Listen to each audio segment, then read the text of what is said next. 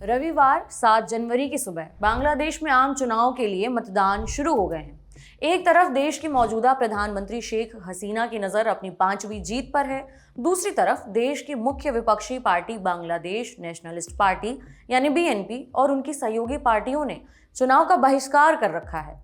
शुक्रवार 5 जनवरी की देर रात राजधानी ढाका के गोपीबाग इलाके के पास एक ट्रेन में आग लग गई थी। इसमें 5 लोगों की मौत की खबर आई। पुलिस ने संदेह जताया था कि किसी ने जानबूझकर आग लगाई है। चुनाव से ठीक 2 दिन पहले हुई घटना की वजह से पूरे बांग्लादेश में तनाव फैल गया था। इस घटना के बाद चुनाव से ठीक पहले बीएनपी ने 2 दिन की राष्ट्रव्यापी हड़ताल का आह्वान किया।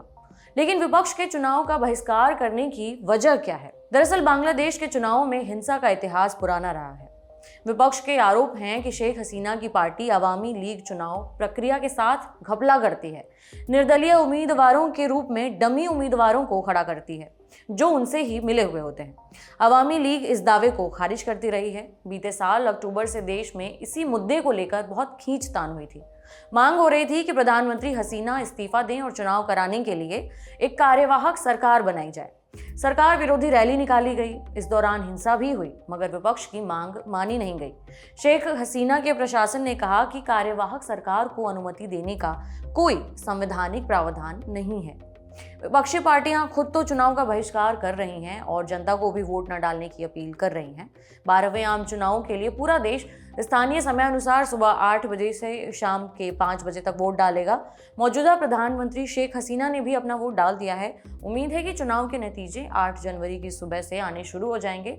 कुल 27 राजनीतिक पार्टियों के 1500 से ज्यादा उम्मीदवार चुनाव लड़ रहे हैं। इनके अलावा 436 स्वतंत्र उम्मीदवार भी मैदान में मौजूद हैं। बांग्लादेश के मुख्य चुनाव आयुक्त हैं काजी हबीबुल अवल। उन्होंने चेतावनी दी है कि अगर मतदान प्रक्रिया में कोई अनियमितता पाई गई तो चुनाव रद्द कर दिया जाएगा। चुनाव की निगरानी के लिए 100 से ज्यादा विदेशी पर्यवेक्षक बुलाए गए हैं। इनमें 3 भारत से भी हैं।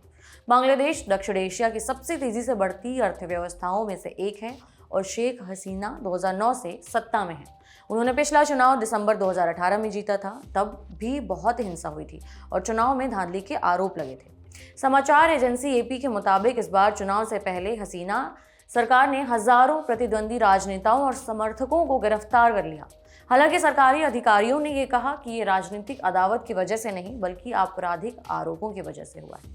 आपके लिए जानकारी लिखी थी मेरे साथी सोमशेखर ने। मेरा नाम उपासना है और देश दुनिया की तमाम खबरों के लिए आप जुड़े रहिए ललन टॉप के साथ। शुक्रिया।